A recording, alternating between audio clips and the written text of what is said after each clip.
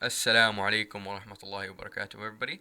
I hope you all are having a good evening, night, morning, or whatever I missed, wherever you all may be. Today we're going to be talking about the compulsory almsgiving in Islam, the zakat, as zakat. So, let's get to it.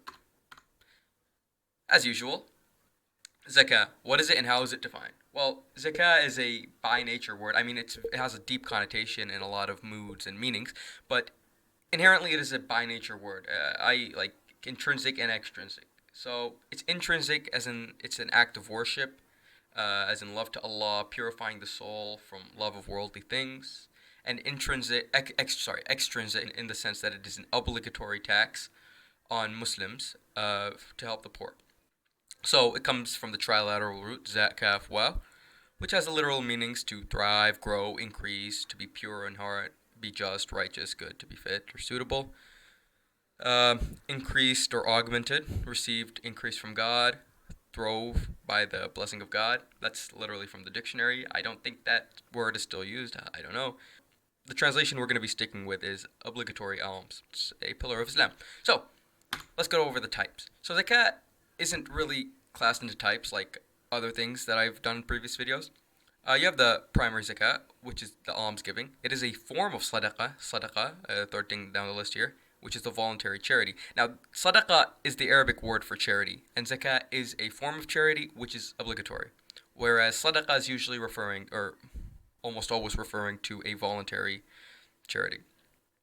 So, zakat, let's get back to our main zakat, almsgiving, the obligatory charity in Islam that Muslims are required to give. It's calculated as a percentage of one's wealth on things that are, for lack of a better term, zakat abul.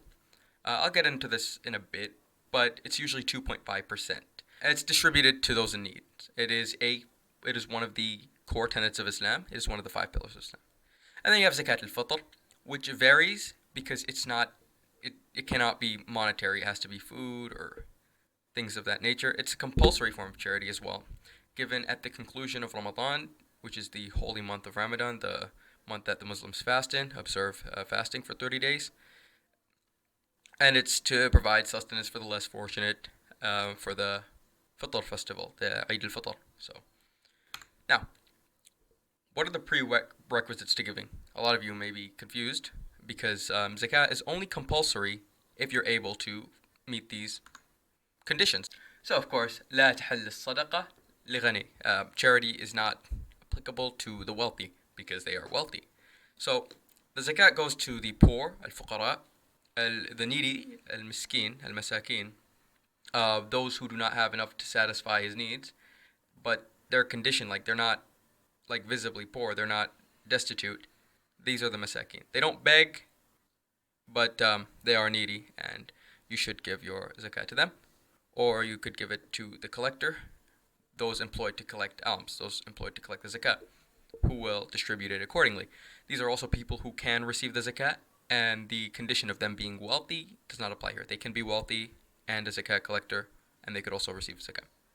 And this one's a little confusing from first glance. Those whose hearts are to be reconciled, in the sense that those non-Muslims or people who are distasteful of Islam, whose hearts need to be softened, zakat is applicable for them. So if they're poor, or if they're struggling, or even if they're just not in dire straits or whatever, and they have a negative outlook of Islam, zakah is applicable on them. Those in captivity, so slaves and prisoners, the zakah is allowed for them. Debtors, if they have a debt that they cannot feasibly repay, zakah is allowed on them. And then finally we have in the cause of Allah, so zakat fi sabilillah, which basically means that for, say, a fighter, he's not getting money from the Muslim treasury, or you're giving zakat to just a person for the sake of Allah. This is applicable. And finally, you have needy travelers, which are people who are coming through your town. This is a little antiquated, but again, it could still happen. Hitchhikers and whatnot. Zakat is allowed for them.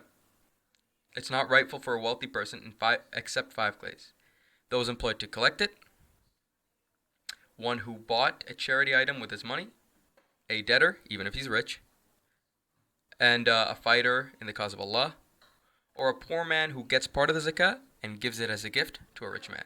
So these are the only times where zakat, or sadaqah even as a whole, charity as a whole can be given to the wealthy. That's about it.